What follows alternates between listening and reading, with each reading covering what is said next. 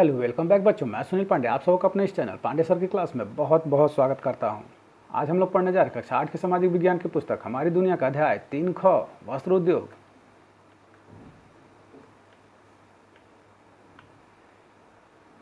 तो आइए अध्याय शुरू करते हैं। कपड़ों की बुनाई को टेक्सटाइल कहते हैं। आज से 250 वर्ष पहले कपड़ों की बुनाई हाथ से करघों पर की जाती थी, लेकिन बाद में बिजली के करघे को चलाया जाने लगा और उसके बाद तो कई मशीनें आ गई जिससे कपड़ा बुनना आसान हो गया, लागत भी कम हो गई, फलतः मांग बढ़ गई और फिर वस्त्र बुनने की गतिविधि ने उद्योग का रूप ले लिया। अब तो कई टेक्सटाइल कंपनियों के विज्ञापन हमें देखने को मिलते हैं। अपने देश में पहला कपड़ा मिल 1818 ईस्वी में कलकत्ता में लगाई गई थी, लेकिन असल कामयाबी 1854 ईस्वी में मिली जब मुंबई में कपड़ों की मिल लगाई गई। आइए अब देखते हैं सूती वस्त्र उद्योग। आधुनिक सूती वस्त्र उद्योग में वस्त्र निर्माण की प्रक्रिया कई स्तरों से गुजरती है। शुरू में मशीनों द्वारा कपास से बीज निकाले जाते हैं जिसे गिनिंग कहते हैं। इसके बाद कपास को इकट्ठा कर गांठ तैयार किया जाता है। गांठों द्वारा कपास के धागे बनाए जाते हैं। फिर इन धागों की सहायता से मशीनों द्वारा कपड़ा तैयार किया जाता है। रेशे वस्त्र उद्योग के कच्चे माल हैं। ये रेशे प्राकृतिक भी होते हैं, जैसे भेड़ बकरियों से ऊन, कोकून से सिल्क, पौधों से कपास और जूट आदि प्राप्त किए जाते हैं। और कुछ रेशे मानव निर्मित होते हैं, जैसे नायलॉन, पॉलिस्टर, एक्रेलियम, रेयन इत्यादि। सूती वस्त्र का उद्योग कपास के उत्पादन से जुड़ा हुआ है। कपास का उत्पादन गुजरात और महाराष्ट्र में खूब होता है, क्योंकि वहाँ की मिट्टी और आर्द्रता इसके उत्पादन के अनुकूल है। इसलिए वहाँ सूती कपड़ों की बड़ी बड़ी मिलें हैं। सूती कपड़े बनाने में छोटे छोटे कुटीर उद्योग भी हैं। गया के मानपुर में बिजली एवं हाथ से चलने वाले हथकरघों पर सूती वस्त्रों का उत्पादन होता है। आइए अब देखते हैं ऊनी वस्त्र उद्योग। ऊनी वस्त्र उद्योग जम्मू और कश्मीर, पंजाब, हरियाणा में बहुत होता है। ऊन भेड़ बकरियों से मिलता है। इन राज्यों में ऐसे पशुओं का पालन खूब किया जाता है। ऊन भी तो प्राकृतिक उत्पाद है। आइए अब देखते हैं रेशम वस्त्र उद्योग। रेशम का धागा भी कीड़ों से प्राप्त होता है। रेशम के कीड़े को शहतूत के पेड़ों पर पाला जाता है। ये कीड़े एक प्रकार का रस शरीर से निकालते हैं और कोकून बनाते हैं। इन्हीं कोकून से रेशम के धागे तैयार होते हैं।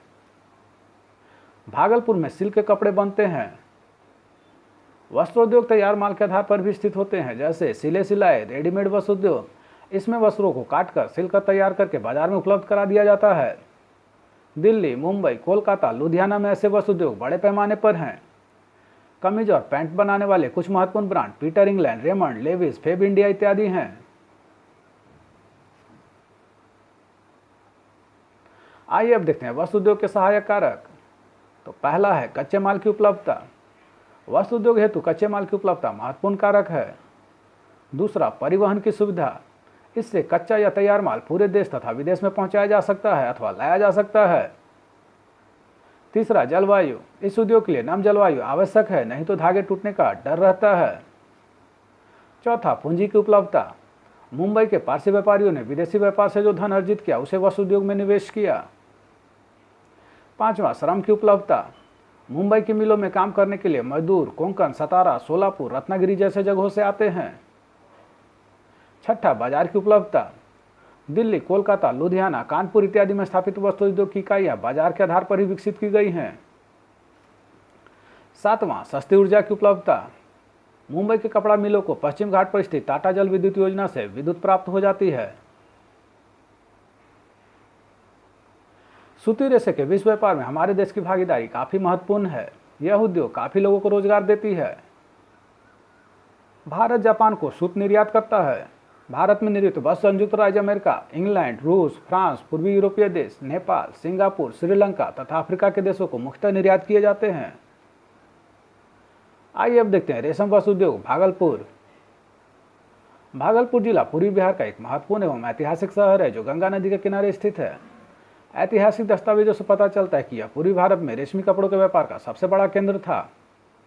आज भी रेशमी वस्त्र बुनना यहाँ का एक परंपरागत व्यवसाय है। यहाँ पर उत्पादित वस्त्रों की मांग न केवल स्थानीय एवं राष्ट्रीय बाजार में है, बल्कि विदेशी बाजारों में भी है।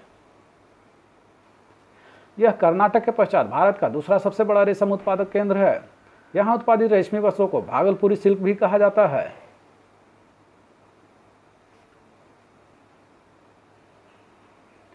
भागलपुर का बुनकर उद्योग कई दशक पुराना है। यहाँ पर 35,000 से अधिक बुनकर व 25,000 से अधिक करघे हैं। यदि हम रेशम के कीट पालना व धागा निर्माण से जुड़े व्यक्तियों को भी जोड़ ले तो इस उद्योग में लगे हुए लोगों की कुल संख्या लाखों में हो जाती है। भागलपुर में रेशम उत्पादन के लिए अनुकूल परिस्थितियां जो है वह है, पहला, अनुकूल भौगोलिक दशाओं के कारण यहाँ बहुतायत से शहतूत पाया जाता है जिनकी पत्तियों पर रेशम के कीड़ों को पाला जाता है। दूसरा, सस्ते व कुशल कारीगरों की उपलब्धता। तीसरा, जल की उपलब्धता। चौथा, परिवहन की उपलब्धता।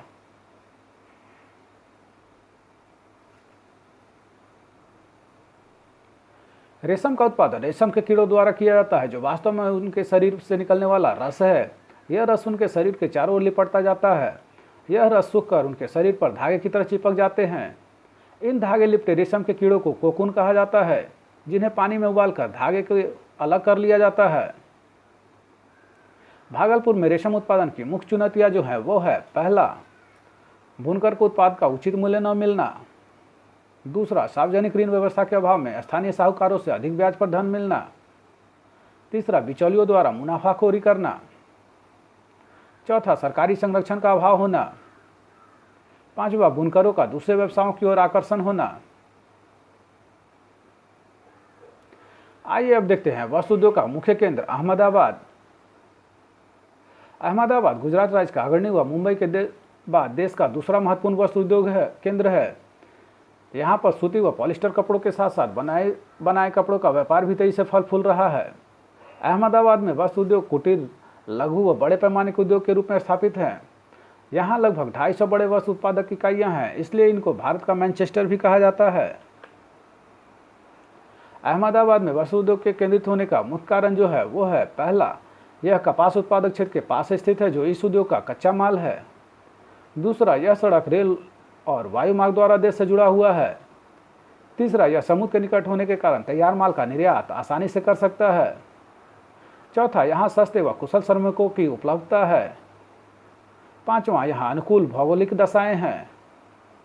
छठा, यहाँ सस्ती व पर्याप्त ऊर्जा की उपलब्धता है। आइए अंत में देखते हैं हमने क्या सीखा। पहला, कपड़ों की बुनाई को टेक्सटाइल कहा जाता है। दूसरा, देश में कपड़ों की मिल सबसे पहले कोलकाता में लगाई गई थी। तीसरा, 1854 में कपड़े की मिल मुंबई में लगी थी। चौथा, सिल्क को कोकून से प्राप्त किया जाता है।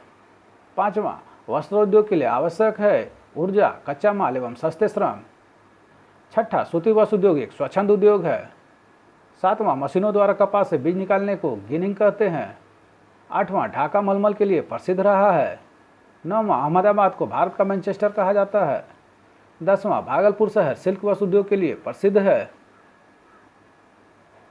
तो आप सबों को हमारा यह प्रयास कैसा लगा हमें ज़रूर कमेंट कर बताएं। हमारे इस चैनल पांडे सर की क्लास को जरूर से ज़रूर सब्सक्राइब करें और बेल बटन को दबाएं ताकि आने वाले वीडियो का नोटिफिकेशन आपको मिलता रहे। दूसरों के साथ इसे शेयर करें और हाँ, लाइक करना तो बिल्कुल ना भूलें। आपका लाइक करना ही हमारे मेहनत का फल है। धन्यवाद। Thank you.